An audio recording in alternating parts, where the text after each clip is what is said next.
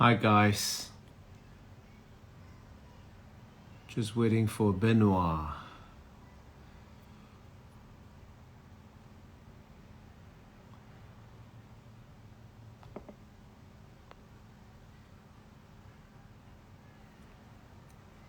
Hello.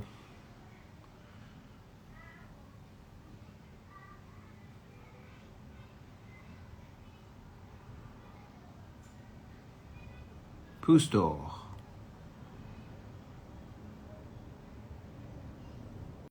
Sending you the request now, Benoit. How are you? Bonjour. Bonjour.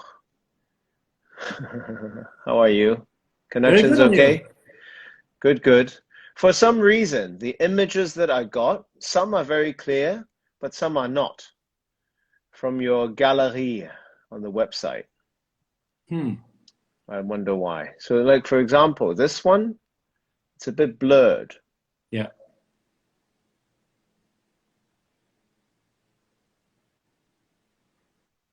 Anyway, you know what? Forget about the images. The most important thing is we have you. Thank you, Benoit, for joining us in this live tasting. Benoit from Domaine de la Pousse d'Or. Great to have you here, and I hope things are well in Burgundy, and we look forward to tasting these four lovely bottles with you. But before that, of course, we want to hear from you about the history of the domain, and any story that you want to share with us will be great. So over to you. Okay, thank you. So first of all, I would like to thank all the team of Altaya, and especially you, to make such an invitation, which is really unusual. Of course, I would prefer much more to come to you or to see all you here, because in this moment it's quite special that we are living. You know, everything is like we are doing our job, but there is less people than usual. I think we saw maybe 2 or 3 journalists only instead of a lot. And distributor cannot move also. There is no plane, so there is not the movement that we are used to have.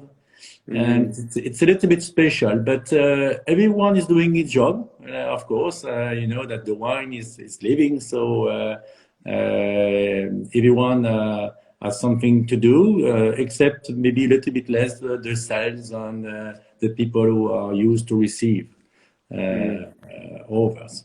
So thanks to have such a special idea, because we probably you saw on La Pousse d'Or. I mean, and also personally, we are not too much on the network, on this kind of network, but I think it's also a very good idea to if you cannot come to us, then we will come to you directly in your sofa, wherever you are. Wonderful, wonderful, wonderful.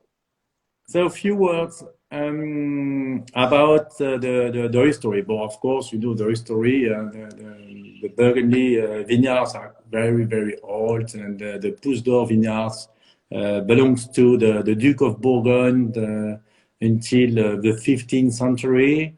After they went to the King of France, mainly until the Revolution. And at that time, after the Revolution, the vineyards of La Pousse d'Or belongs to many private person.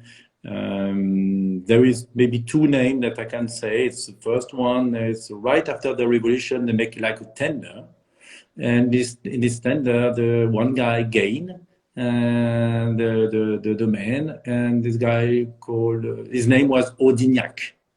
And that's why the name of the vineyards right in front of the house that you are seeing in the top image is Claude Audignac.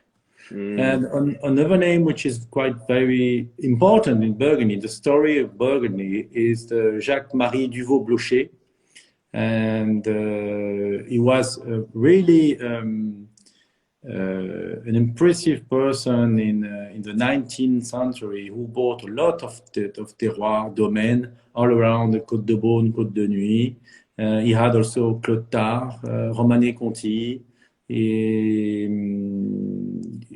He had almost the nicer place in Côte de Beaune, Côte de Nuit, and Pousse d'Or was belonging to him also.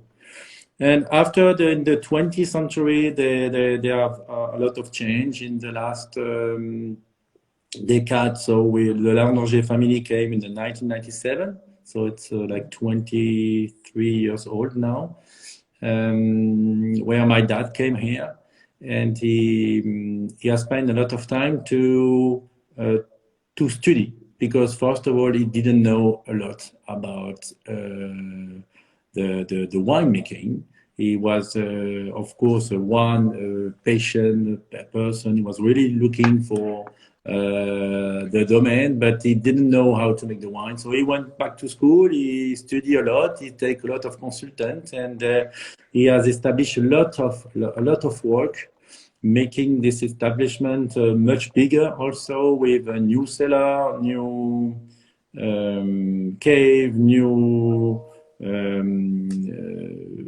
incoming room. I mean, all the machines have been changed, all the tanks have been changed for the best of art equipment.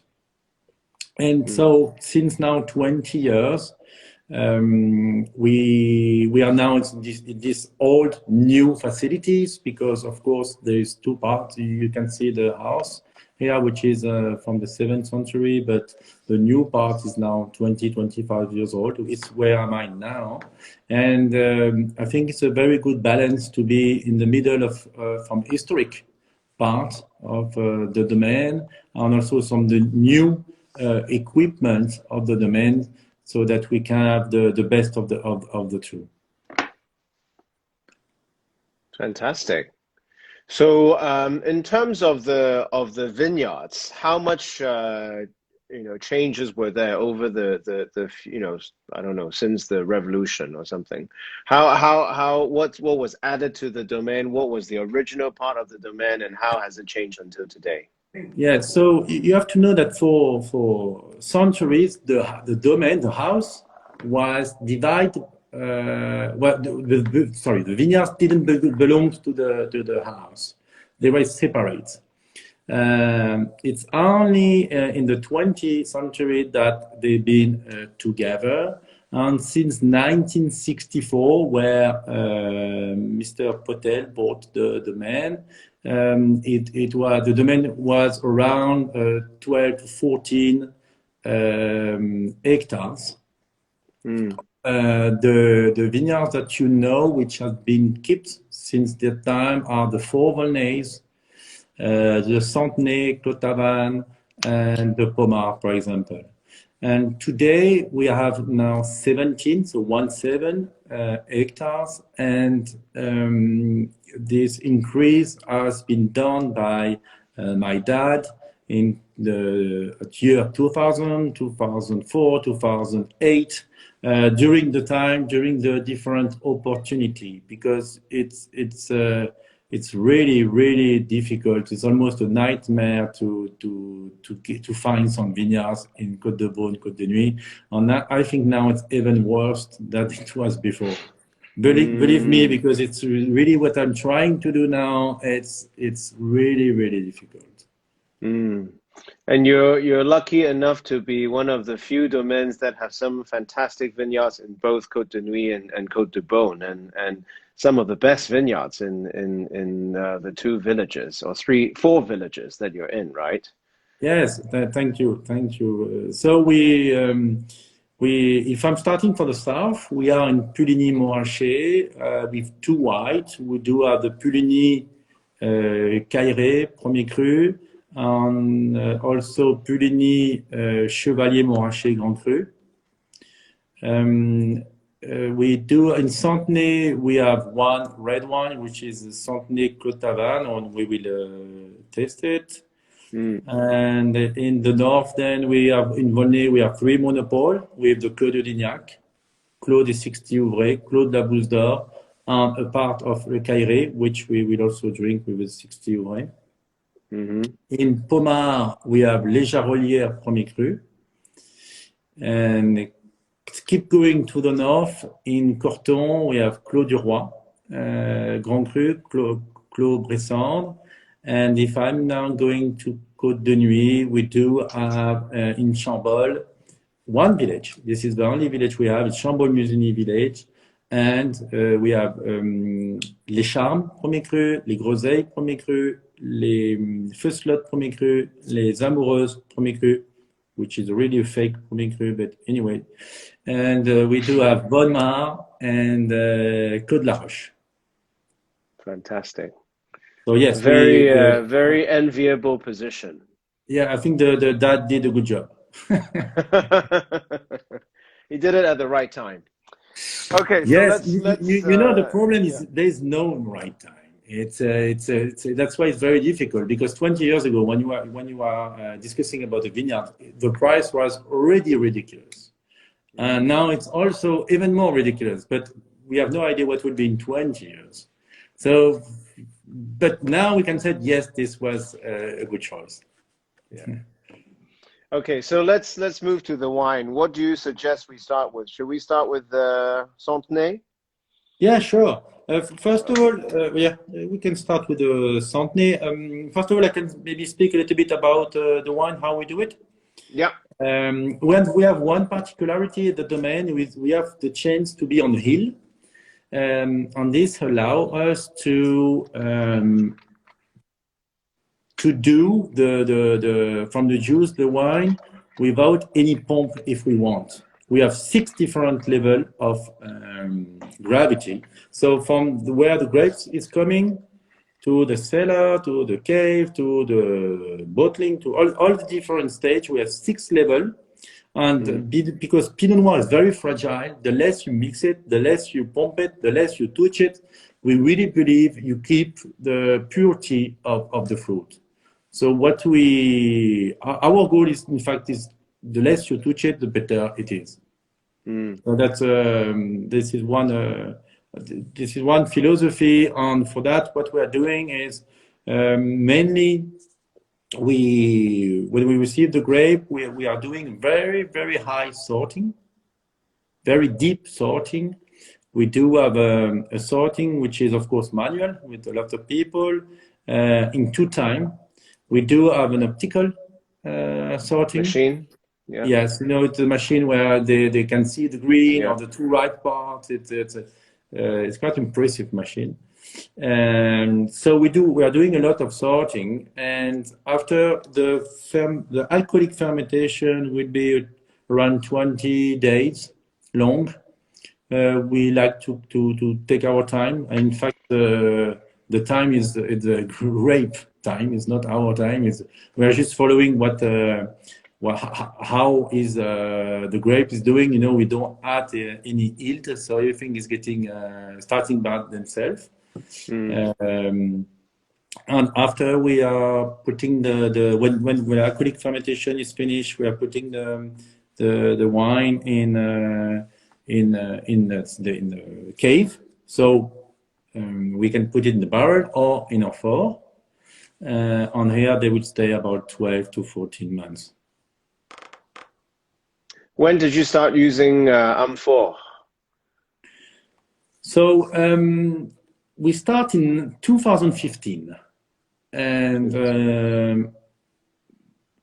the main idea, but I think we will test one. Yes, we will test one. Yes, the cuvée amphore. 2015. Maybe we can discuss about the philosophy later. Okay. All right.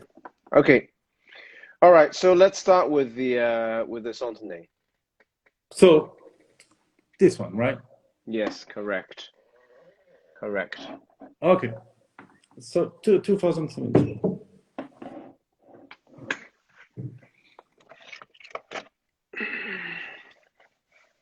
So what's so special about this Clos?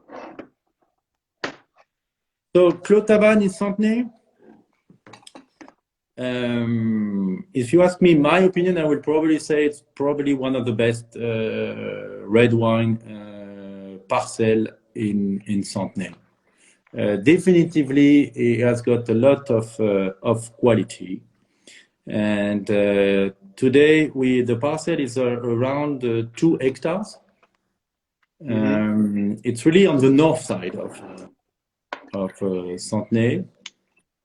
And the vineyards are quite old because one third has been planted in 1920. 20% around has been planted in 68. And 35% have been planted in 79. And the rest has been planted in 1998. And it was planted by me. So you can imagine how good it was planted. I remember it. It was very tough. So yeah, it was more than 20 years ago. So it was 1 year after you purchased it? Yeah, exactly. Yeah. Okay.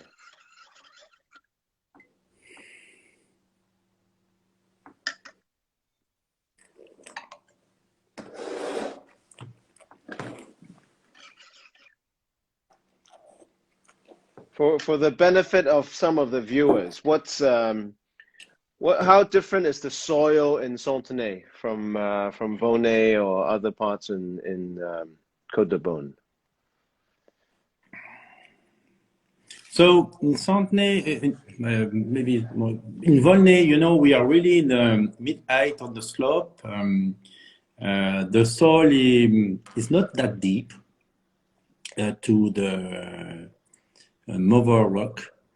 In Fontenay, you are a little bit deeper, and it's not as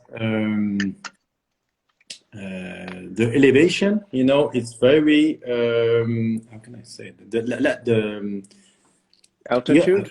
In fact the hill is Slope? not as, the slope is a little bit Flat. it's really, in fact, it's almost flat where we are in Clotavan.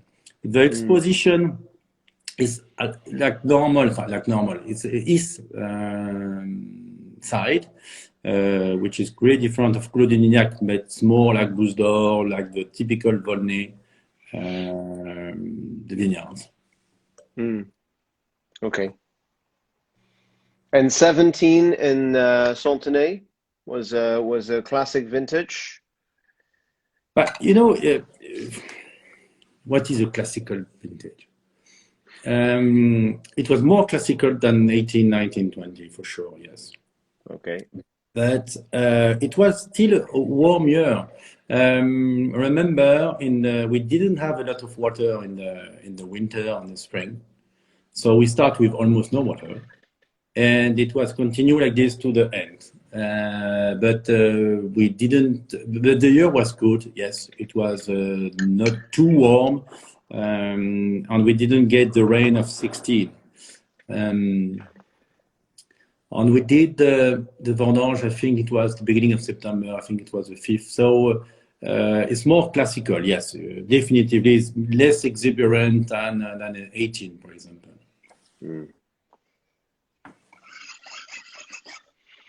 So what do you think?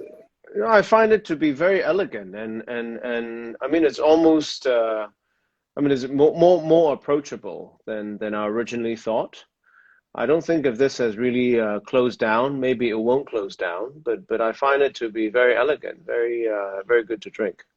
Yeah, I didn't open it in advance. I mean, I just used the Coravin, so okay. It's only breathing in the glass now. Yeah. So one small advice about our wine: we really believe that it has been, if we can, to open 2 or 3 hours before. Every time we really think it's a key point to have all the best quality of the wine. But I perfectly agree with you. It's really affordable, and this is also Centenay. This Centenay is our first wine, if we can say like this, even if it's an incredible terroir, Clotavan. But it's every time on the fruit, easy to drink, even if it's quite young. And 17, sometimes you have some close wine, but it's well balanced with a thin depth.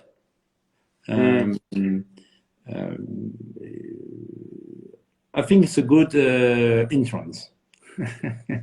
Very good. But this wine can also keep, because there was one time, maybe 2 years ago, when I went to London to have a meal at a restaurant. It's a casual restaurant, but they managed to have a 1990 Clos Tavannes, and it was beautiful. So back then it was probably already 28 years old. But I mean, it's a wine that can really keep. I really believe, yes. I really believe so. I had a 1976 Centenay, and you couldn't find it if you were doing a blend test. It was impossible. It's That's you know my the vintage. terroir. Yeah, it was of course a very warm vintage, but it's a very good terroir. When I said it's probably one of the best in Centenay, I really believe so. Yeah. Okay, brilliant. Okay, so let's move on to the next wine. Volnay-Cailleret 17. Should we do that or the Chambeau? Yes. Yeah, Okay, let's do very that. good. Yeah. Okay. So let's move to your home. I suppose it's quite near where you live or where you are now. The Yeah. famous Cailleret. Yes, so it's really not far. Huh? It's about 400 meters from where I am now. So it's really not far. So Cailleret is very famous in Volnay. As you know, there is a very old sentence that which said that if you don't have a Cailleret in your cave, you don't have an idea of what is a Volnay. So it's really typical taste of Volnay. So it's quite a big parcel also that we had, and we are happy for that. Is 2 hectares 24. So it's quite a big parcel, in Burgundy. Three quarter of the parcel has been planted in 96, and the rest has been planted in 89. So the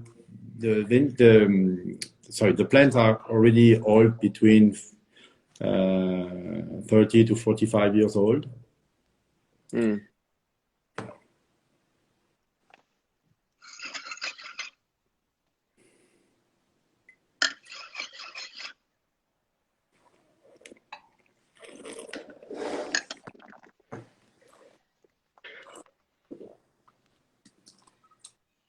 So this was aged in oak, not amphor, right? Yeah, that's the next one. Exactly. How much new oak does it normally see, your wines, or this cuvée, for example? So depends on the cuvée, depends on the year. In 2017, I think we were around 26-28%. Let's say Across between the range. 25-30%. Across the range. No, I would say on Volnay. Okay, on Volnay. Yes. Okay. But And how many different coopers do you use normally? That's a key. Normally mean when there is no COVID. in fact, the problem is there is no normal. There is no normal, because in some years you have time. In some years you need time, because Côte de Beaune, to be in Côte de Beaune and Côte de Nuit have a lot of advantage, but it has also some disadvantage. We usually said that there is 1 week in between to do the vendange. And can you imagine, some years the rule is not true. Sometimes you need 2 or 3 days. Sometimes there's 1 week and a half. So the number of people to do the vendange is really tough, because if you have the people but you need more time, then you will have to tell them, oh, we are going to make a 2 or 3 day break, which of course they don't really like it. And on some so the quantity of person really depends on the year. So we can go to 30 to 50 people who would cut, and the other people are around, of course, to do the job. But it really depends on the year. On the last years, the last 3 years, in fact, because of this warm climate and a lot of disparity between the maturity in the parcel, we decide to split the vendange. So sometimes we were doing the white by ourselves, we were stopping, we restart, and to choose the best dates. So believe me, there is no usual, there is no normal. But I would love to. I would love to do 1 week and that's it. Yeah. Okay. So I feel like there's more minerals in this wine. I mean, I guess it also explains the name. It's definitely a bit more refined in terms of the structure. You can feel like it's a slightly longer wine, but then there's definitely a bit more firm tannins in this wine. Exactly. The tannins are really deeper. They are on Kyrie has some tannin. Really, it's a wine which has a nice presence, especially after Clos Tavannes. The deep is definitively more important. Mm.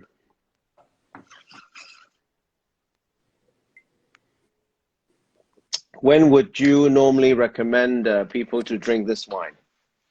5 years, 8 years, 10 years? It really depends on people, you know. My dad loves to drink young wine. I prefer when they have higher than 7, 8 years. I think there's something changing around 7 years in the wine. I would suggest to keep it for 7 years, 8 years minimum. But you can see that now it's quite a good moment also. Yeah. So do you feel this wine will close down in the coming years before it reopens again? Who knows? I don't know. I'm not sure. Because 17 since the beginning in our wine, I didn't saw some closing effect. I didn't saw it. It was every time since the first day a very open, easy wine. Yeah. I mean, it's. I had a bottle of your 11, which is obviously again an elegant vintage, and it's drinking beautifully now. So that's 9 years old. I feel like this is sort of a better version of the 11. Oh, yeah, for sure. 11, remember, it was not an easy year. Huh?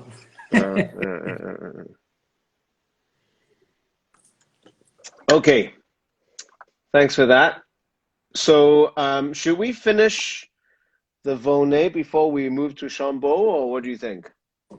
It's up to you. When you the last one is an amphora, so it means that there is no wood at all. So you may find after the Chambeau woody, because your palate will be used to get the wine without any wood. But it's up to you. You want to try the Volnay? No. In that case, let's do Chambeau. Okay.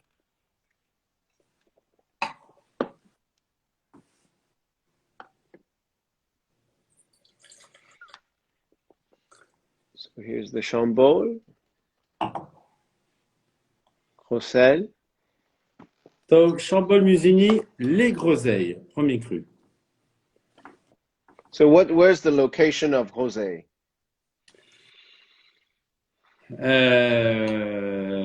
To make it easy, if you go in Chambol on the north side, before the Bonne Mare, okay, then you get it's right in the middle of the village, on the village on the street national below, and there is the Groseille. It's really not easy to explain because there's nothing around, some few houses. It's really, and it's a very small part. How many producers make this Groseille? We rarely see it. So sorry, to make it simple, it's on the north side of the Charme. Okay, north side of Charme. Exactly. And how do you know how many neighbors you have in Grosset? I think 2 or 3. Okay. I cannot give you a name here. Hmm. So that's why we don't see a lot of it. No, it's a very small parcel. Yeah. How big is your parcel? It's 0.5 hectares. Okay, so it's really small.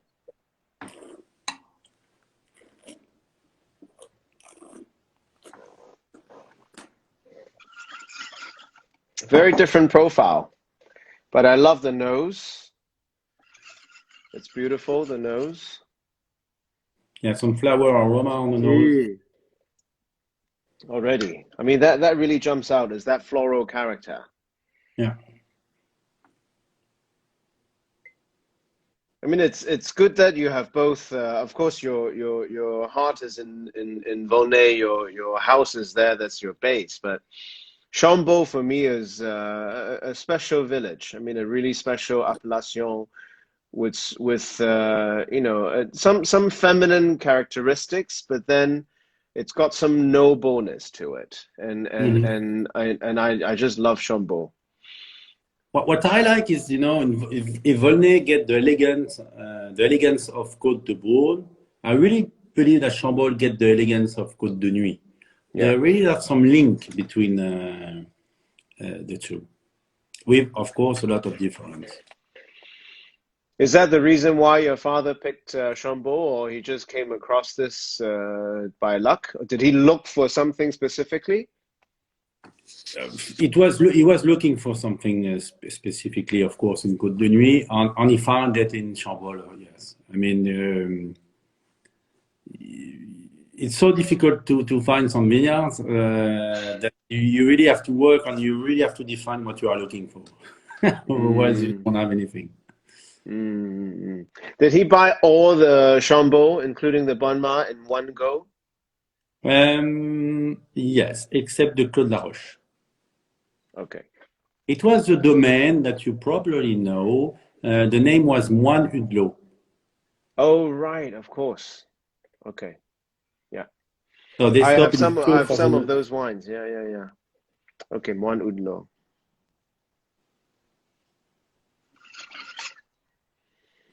Okay, so what else do you want to tell us about Grosset? What's the treatment of oak here? So the treatment of oak is the same than in Volnay. It's every time 26, 28% this year, I remember. So it's quite, I think it's a very nice parcel. At 10% of the parcel has been, 60% of the parcel has been planted before the war. It's, I think, 37, 38. And the rest has been planted in 1990. Okay. And did you acquire some of the older Moine Hudelot wines when your father bought the vineyards? No, we didn't have No? the wine, only the vineyards. Okay. In fact, only the vineyards, not Not the the house, machine, no, not the okay. equipment, no, only the vineyards. Okay. I mean, obviously the style is very different. Mm.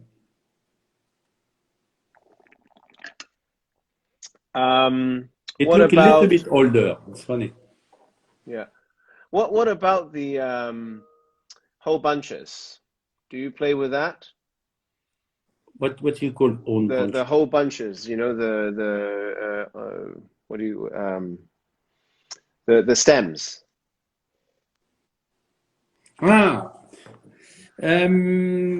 So since 20 years we have been with this stamp, except in some years we make some tries.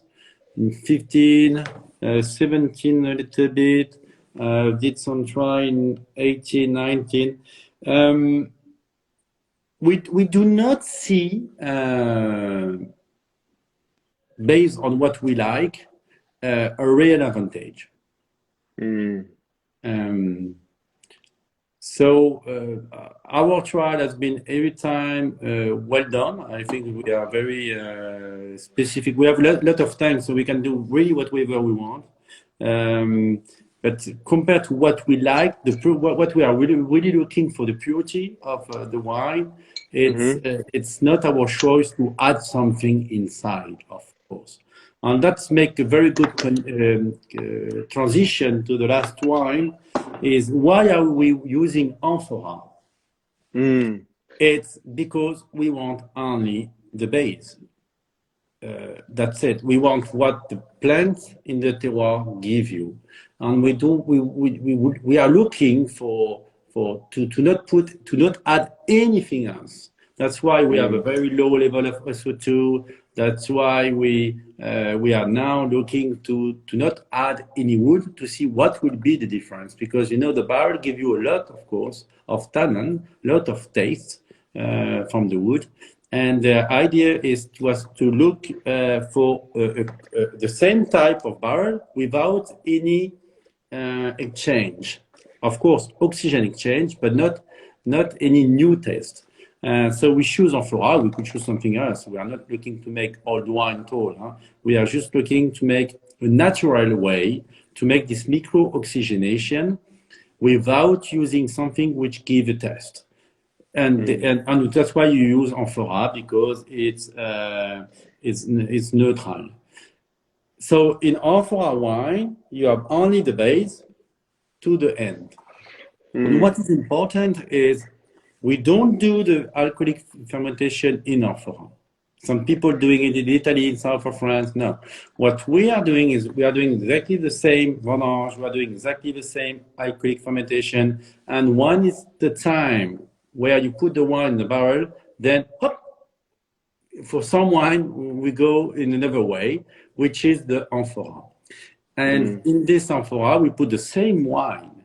So now we are going to test the 60 ouvre amphora. And what is quite interesting, I think, is that we have also the 60 ouvre not amphora in the work. And the main point is that you get a little bit more of purity of the base than what the wood can give you. Have you tried? I just bought myself some of these. So have you tried doing a blend of, say, half amphora and half oak? It will be much easy. Well, I would prefer. from a logistic point of view, because it's also very difficult, because you have to add, everything has to be double. Tank, after the stickers, after the labeling, after all the software, you add new line for a very small quantity. But the idea is to give you the opportunity to taste it as we taste it, and not to blend it. It's just test the work traditional way of how to make the élevage, and test another way which is really natural, nothing added. So it's very difficult. I would prefer at the end to make our own, to get our own knowledge or experience, and to blend it. But it will be a shame not to share this experience with our customer. So you plan to continue doing these two cuvées? For the moment, yes, exactly. Okay. And when was the first year? When was the first year you started doing this cuvée again? So the real year, I would say, was 16, but we start in 15. We start in 15, and in 15 we were even more pioneer in a way, as we did all in amphora. So the alcoholic fermentation on everything, and this was really difficult, because you cannot manage anything. You cannot. I mean, we are not here to tell the grapes what they should do, at which temperature they should go, how fast they should transfer the sugar to the alcohol. No, but at least we have to check. We have to see that everything is correct, that the curve is nice and smooth, that there is no over limits in any way. And in amphora, it's impossible to check anything. It's very complex. You cannot cold, you cannot heat. You can measurement is even very difficult. So we stopped in 15 this experience to alcoholic fermentation, and because it was much more difficult and it didn't bring anything in the real, because the time of contact it's 20 days compared to 1 year. And on doing the alcoholic fermentation in amphora or on stainless steel or in wood, you are not looking for the exchange of oxygen because it's already open on the top level. So we are not looking for the exchange at all. We are just looking to have a nice place to make the alcoholic fermentation and to make some measurement. So we stopped this idea, and from that moment we decided to do the élevage, where it is very important, of course, for the oxygenation. How big are these amphora jars? So if you are in front of it, they are supposed to be the same. And then you will see that they are not exactly the same because they are handmade. So Right. it's between Made where? Made where? It's made in Italy. Italy, okay. Yeah, near Florence, sorry. And it's between 700 to 800 liter. You can see really the difference, it's handmade. So it's a good size. And why this size is because when we have made our calculation of oxygen exchange with the wood, we find that normally in amphora it should be higher. So we said if we take the same volume, then the oxygenation will be higher. So it's not what we want. We said we want the same oxygenation. So we take a bigger volume to get the same rate, same percentage of oxygenation. Right. And do you feel that? Yeah. Do you feel that they have changed in from 16 to say the recent vintage of 19 and 20, by using it a few years? Obviously, you're more used to it, but has the amphora changed, in terms of character and aging the wine? No, the amphora cannot change. If you clean it properly, when you see it, the characteristic cannot change. We believe that they cannot change. Okay. Great. Well, I look forward to tasting these wines and comparing the two, when they age and see how they evolve differently, because it's very interesting. Because the wine today, I mean, it's beautiful. It is very fresh, and I think you don't see the effect of the wood for sure, but how this type of fruit profile will age will be I'm very curious to know. Did you taste it already? Yes. Okay. While you were talking. So it's 16, huh? It's a 16, 60 So was there any frost in 16 in Vonay? We were lucky, in fact. In Vonay, they were frost. At the bottom hill, on the top hill, but in the middle, we were lucky. We were touched in Puligny, of course, and in Chambol, a lot, of course. Right, of course. Chambol was badly hit, I remember. Yeah, badly, yes.